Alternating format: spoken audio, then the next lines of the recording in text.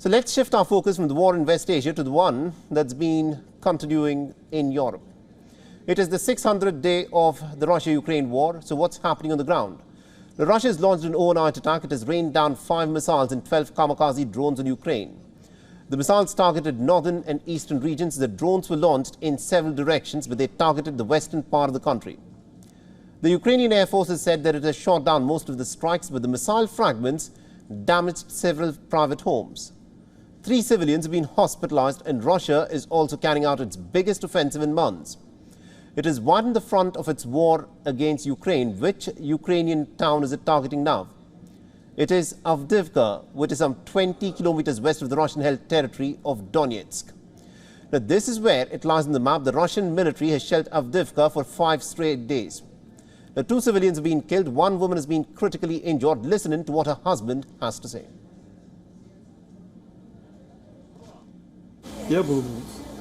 I was inside the house and she was heading towards it to enter. I heard an explosion, ran outside and saw her laying down, all covered in blood.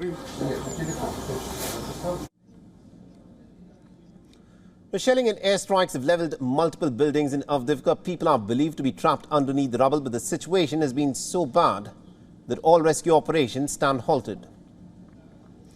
Emergency crew is simply unable to recover the dead from the wrecked buildings. Avdiivka's military administration says that Russian soldiers are striking with everything that they've got.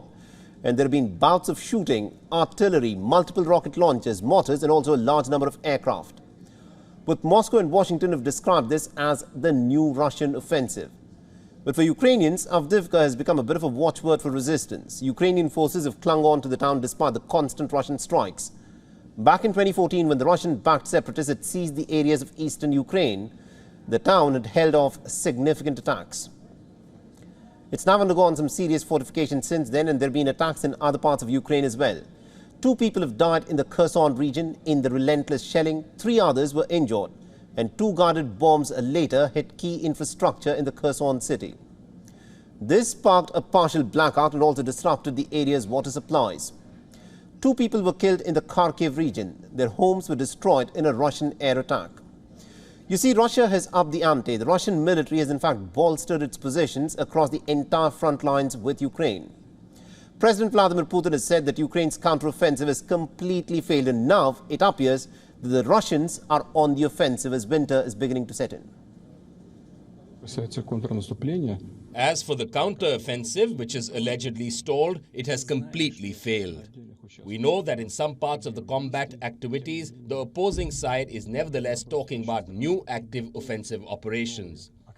We see it, we know it, and we also react to it accordingly. What is happening now along the entire line of contact is called active defense, and our troops are improving their positions in almost this entire area over a fairly large area.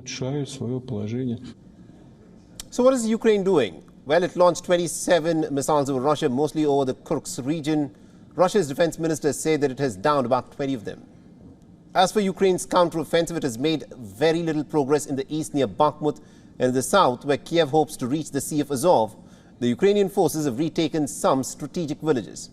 But with both sides holed up in heavily fortified positions, relatively little ground has changed hands.